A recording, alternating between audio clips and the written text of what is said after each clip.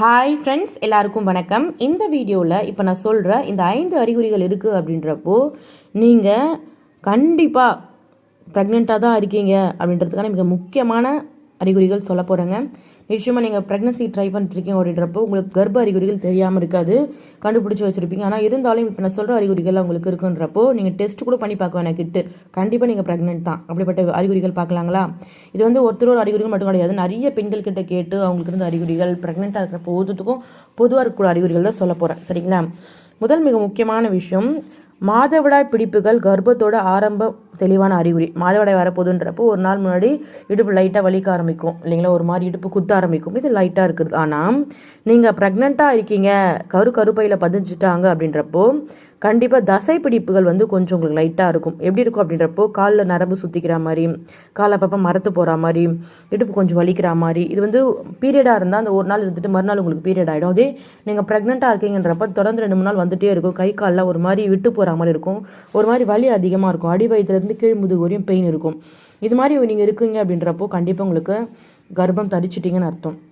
ரெண்டாவது ரொம்ப முக்கியமான அறிகுறிங்க, நம்முடைய பாடியோட டெம்பரேச்சர் வந்து ஒரு குறிப்பிட்ட அளவு வந்து இருக்கணும், துல்லியமாக இருக்கணும் இல்லைங்களா? அப்படி அந்த இப்போ உங்களுக்கு ஓவலேஷன் நடக்குதுன்றப்ப அப்போ கொஞ்சம் அந்த பாடி டெம்பரேச்சர் வந்து இன்க்ரீஸ் ஆகும். மாதவிடாய் நடக்குதுன்றப்ப அப்போ கொஞ்சம் இயல்பு நிலைக்கு வந்துடும். ஆனால் நீங்கள் ப்ரெக்னெண்ட்டாக இருக்கீன்றப்ப அந்த ஓவலேஷன் டைமில் ஒரு சூடு உங்கள் உடம்புல அந்த வெப்பநிலை டெம்பரேச்சர் இன்க்ரீஸ் ஆச்சு பார்த்தீங்களா, அதுவே தான் உங்களுக்கு அதே கண்டினியூ ஆகும், குறையவே குறையாது. இந்த வெப்பநிலை குறையாமல் அப்படியே கண்டினியூ ஆச்சு அப்படின்றப்போ கர்ப்ப காலத்தில் உடலில் ப்ரோஜெஸ்ட்ரான்ற ஹார்மோன் வந்து சுரக்க ஆரம்பிச்சுது அப்படின்றப்போ நீங்கள் அந்த லோவலேஷன் நடந்த 20 நாட்களுக்கு முன்னாடியும் பாடி இந்த டெம்பரேச்சர் வந்து இன்க்ரீஸ் ஆகிட்டே இருக்கும். அதனால ஓவலேஷன் கழிச்சு உங்கள் உடம்பு சூடு வந்து குறையவே இல்லை, ஒரு வாரம் ஃபீவர் மூலியம் நீங்கள் இருக்கீங்கன்றப்ப நீங்கள் ப்ரெக்னெண்ட்டாக இருக்கீங்கன்னு ரொம்ப ரொம்ப சிம்பிளாக கண்டுபிடிச்சிடலாம்.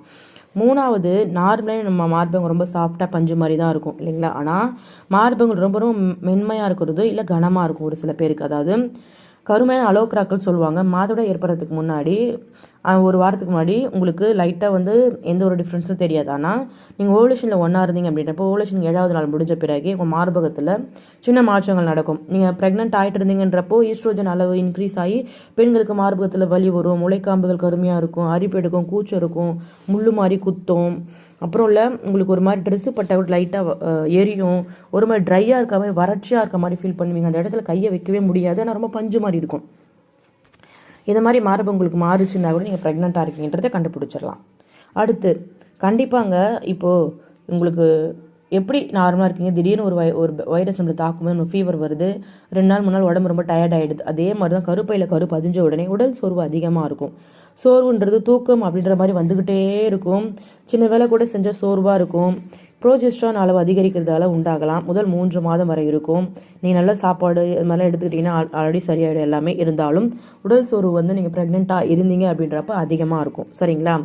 அப்புறம் லைட்டாக குமட்டல் வரா மாதிரி இருக்குங்க, உங்களுக்கு வாந்திலாம் வராது, லைட்டாக குமட்டுற மாதிரி இருக்கும், ஒரு மாதிரி சாப்பாடெலாம் பிடிக்காத மாதிரி இருக்கும். இதெல்லாம் வந்து உங்களுக்கு இருக்குது அப்படின்றப்போ ஈஸ்ட்ரோஜன் ப்ரோஜெஸ்ட்ரான் அளவு உடம்புல அதிகரிச்சிருச்சு அப்படின்றப்போ உங்களுக்கு கரு தங்கிட்டாங்கன்றப்போ இந்த சிம்டம்ஸ் கண்டிப்பாக உங்களுக்கு இருக்கும். அதே மாதிரி ஒரு சில பொருளை பார்த்தா இது மாதிரி வெறுப்பாக இருக்கா, ஐயா பிடிக்கவே இல்லை, உடம்புலாம் கூசும், ஒரு மாதிரி ஆகிடும் உடம்பு, அது மாதிரி இருந்துச்சு அப்படின்றப்போ அதுவும் ஸ்மெல்லிங் சென்ஸ்ன்னு சொல்லுவாங்க, சரிங்களா? ஒரு மாதிரி உணவு மீது ஆசை, ஒன்று மேலே வெறுப்புலாம் ஹார்மோன் இம்பேலன்ஸால் ப்ரெக்னென்சி ஸ்டார்டிங் ஸ்டேஜில் வந்து ஏற்படும். உங்களுக்கு இது மாதிரி இருக்குது அப்படின்றப்ப நீங்கள் ப்ரெக்னெண்ட்டாக தான் இருக்கீங்கன்னு அர்த்தம். அதே மாதிரி ஒரு ஸ்மெல்லாம் எங்கேயாச்சும் பக்கத்து வீட்டில் ஒரு குழம்பு வச்சா கூட பட்டுன்னு கண்டுபிடிச்சிருவீங்க, அதுவும் ப்ரெக்னென்சிக்கான ஒரு சிம்டம்ஸ் தாங்க.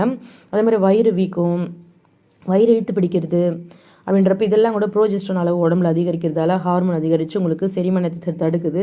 இதன் மூலமாக குடல் வாயுவில் இன்க்ரீஸ் ஆகுது, குடல் வாயுவில் கேஸில் அதிகரித்து டர் புருன்னு கூட நீங்கள் சவுண்ட் விட்டுட்டே இருப்பீங்க. இதுவும் ப்ரெக்னென்சிக்கான ஒரு அறிகுறி தான். இன்னொரு முக்கியமான ஒரு சிம்டம்ஸ் சொல்ல போகிறாங்க, அடிக்கடி யூரின் போயிட்டே இருப்பீங்க. இது முக்கியமான மற்றொரு அறிகுறி. இது கர்ப்ப காலத்தில் மட்டுமே இருக்கும்.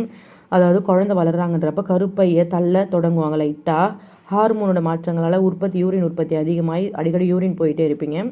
ஸோ கண்டுபிடிச்சிக்கோங்க, இதுவும் ப்ரெக்னென்சிக்கான சிம்டம்ஸு. ஹார்மோன் மாற்றத்தால் உங்களை உற்சாகம் குறைந்து இருப்பீங்க, திடீர்னு ஹாப்பியாக இருப்பீங்க, திடீர்னு கோவப்படுவீங்க, திடீர்னு அழுவீங்க, திடீர்னு வெடிப்பீங்க. இது எல்லாமே ப்ரெக்னென்சிக்கான ஒரு சிம்டம்ஸ் தான். தலை சுற்றுற மாதிரி லேசாக தலைவலியோ தலை சுற்றுற மாதிரி இருந்தாலும் அது ப்ரெக்னென்சிக்கான ஒரு அறிகுறி தான். இது நிறைய பேருக்கு வரும்.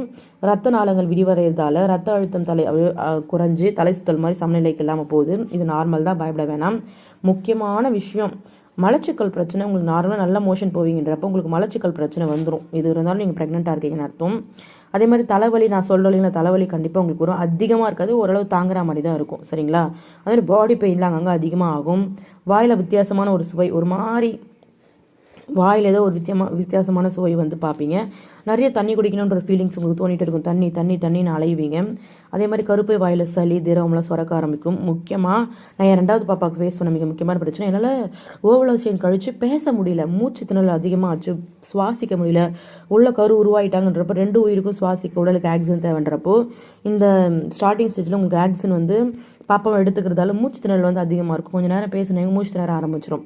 அதேமாதிரி வாயில் வந்து ரொம்ப உமிழ்நீர் வந்து நல்லா சுரக்க ஆரம்பிக்கும். அப்பப்போ வந்து நல்லா சுரந்துகிட்டே இருக்கும். அது ஒரு மாதிரி புளிப்பாகவும் இருக்கும் அந்த உமிழ்நீர்.